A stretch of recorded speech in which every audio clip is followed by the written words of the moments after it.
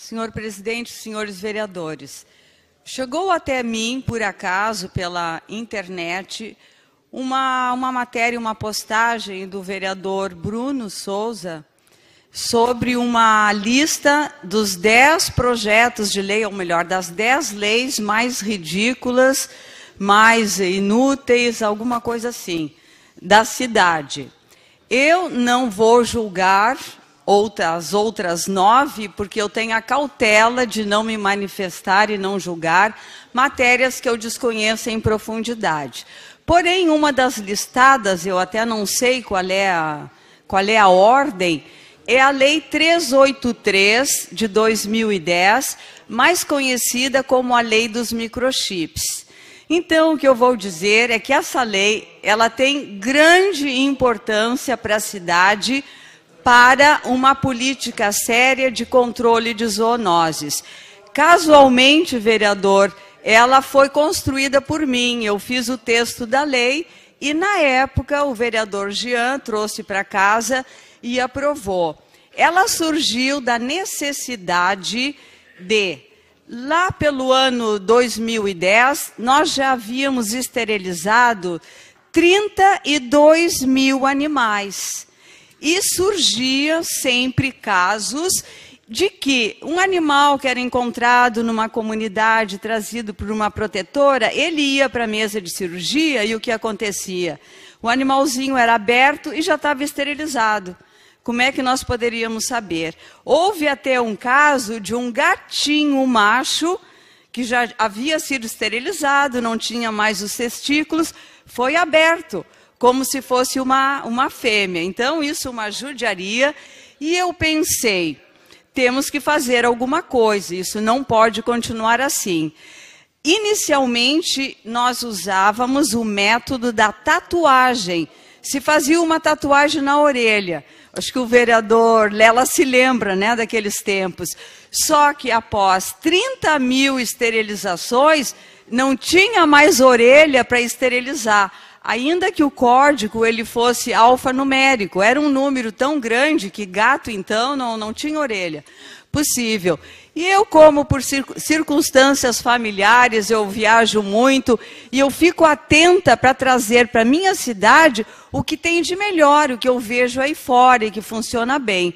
Então, eu trouxe o microchip, que é um transponder, que muitas pessoas não sabem o que é. Elas acham que bota o microchip no cachorro e ele pode ser visualizado como um GPS.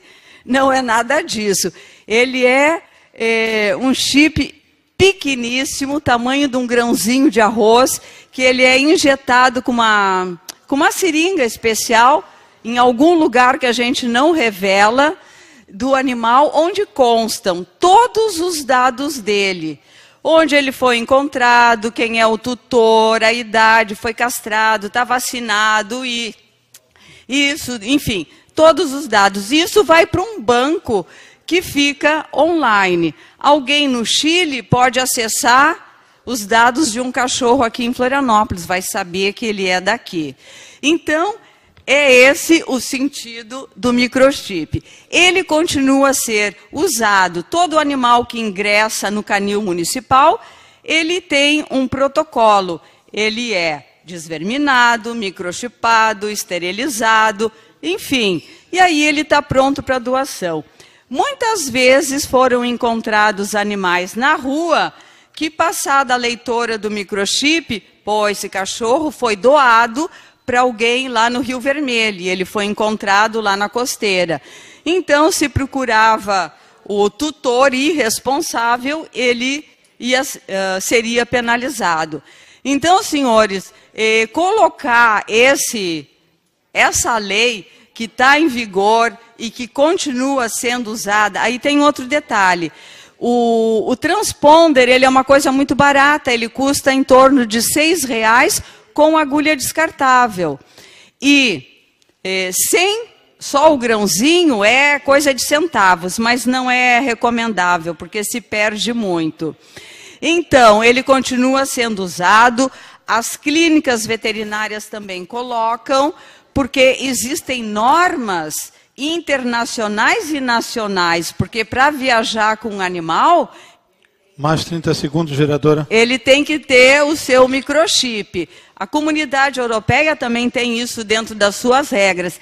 Então, o que nós fizemos aqui em Florianópolis é trazer atualização, educação para o povo. Então, essa lei, ela não merece estar nessa lista. Muito antes, pelo contrário. Eu acho que quando a gente não tem conhecimento, o mínimo que a gente pode fazer é perguntar.